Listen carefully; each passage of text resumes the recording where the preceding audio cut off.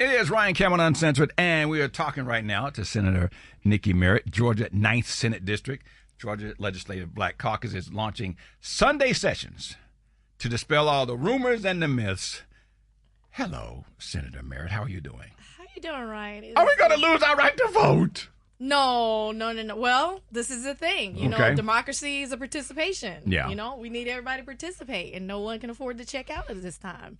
We're in a very critical moment. Yeah. You know, part of the VRA has been struck down, and that was the part that protected black voters and really protected in a way to allow racial gerrymandering. Right. If it had an impact on the representation that those communities would have. So that's been struck down now. So what does that mean? So what that means is, the Voting Rights Act of 1965, there were several pieces to it, but this particular piece was the part when electoral lines are drawn based on the census data. Right. So every 10 years we take the census data, and you're really supposed to take that data and draw the line. So these are the lines that determine my district, like the 9th. They determine our congressional districts. That's a lot of it. Senate, not so much, but mostly congressional, state, and house seats, even your commissioner seats. Okay. So we're supposed to take that data and draw the lines. Now, the VRA had the protection in you have to, if you're going to draw these lines. So VRA, for people who may not. I'm sorry, is the Voting Rights Act. Yes. So VRA, and we're talking the redistricting piece of VRA. What that did was say, hey, if you're going to draw these electoral lines, you cannot cut out black people so that they cannot elect the candidates of their choice. Okay. So what has been happening is, though, we have now partisan gerrymandering is allowed. That means that a party can draw lines in a way to garner as many of their party votes. So, for instance, Democrats, if we were in charge, could draw lines in a way so that we can get the majority of the votes. Now, Republicans do the same. They can draw lines in a way to get the most of their votes. But even if they do that, they cannot cut out black voter representation, and that's what the VRA protected. Right. Because if you remember history lesson, prior to the Voting Rights Act and what Dr. King and all our civil rights leaders fought for, you know, black people were scared to go to the polls. There were things like poll taxes. Oh, yeah. There was a lot of intimidation. People standing in front to intimidate you to not. I wish you would try to vote, right? Yeah. So all of that was put in place to protect black voters so that we could have the right to vote and freely have the right to vote and protect our abilities, especially in southern states. What they were finding is southern states were only electing, they weren't having black representation at the polls. So this was kind of protection to ensure that black people got there and that they could elect those that they wanted. There's been a lot of people out here with who don't know, oh, I just moved here. Oh, I just came out of jail. What are some of the misconceptions and the lack of knowledge that people have with voting that is totally untrue? That their vote doesn't count. That is absolutely not true. Voting seats can be decided within like 100 votes, right? So voting always counts. And what I want people to know, I think everybody focuses on presidential races and everything that's happened in federal, but let me tell you, I am a state senator. I am a local state How many votes you win by? Oh, it was like over 62,000. Oh, you beat him down. I beat him down. All right. But what people don't understand is the House and the Senate, what happens in your state legislature is the most important in my opinion. I work in that space because the things we're deciding at the state directly impacts you as a voter. Federal, maybe not. They send resources to us at the state level.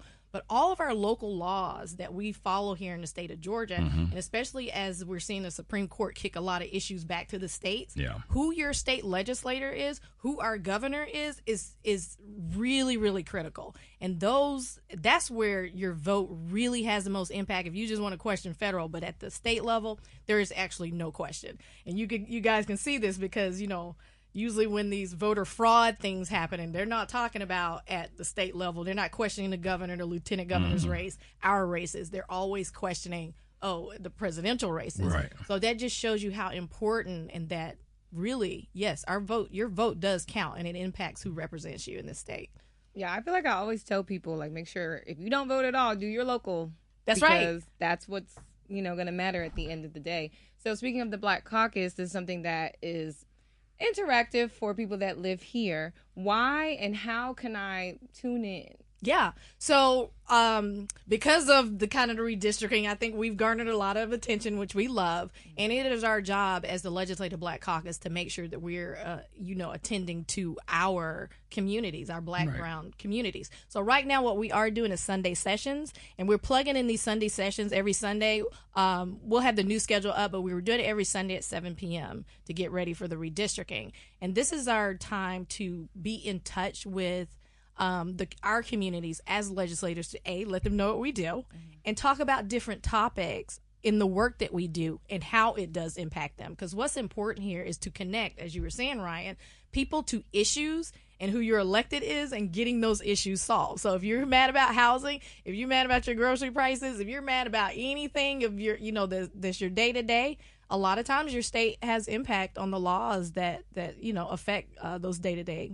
And is it like Zoom? Yes, it is on. It is on Zoom. We do it as a webinar, so you do have to register. So anytime we post it, you just go in there, register, and we put you in. And it's just some of our members talking. I just come on and say hello, but I try to get different legislators in the Black Caucus to come and talk about certain issues. So yeah.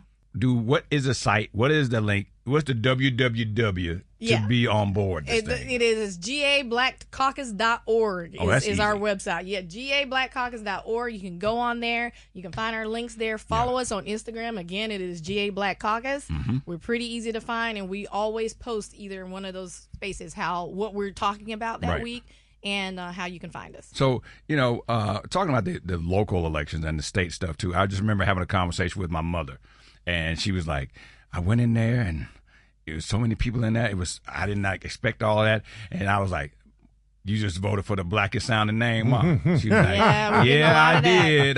She said, if their name was Rodriguez or Johnson, how important is that for people to know there's a difference just because it was so many people, you didn't know.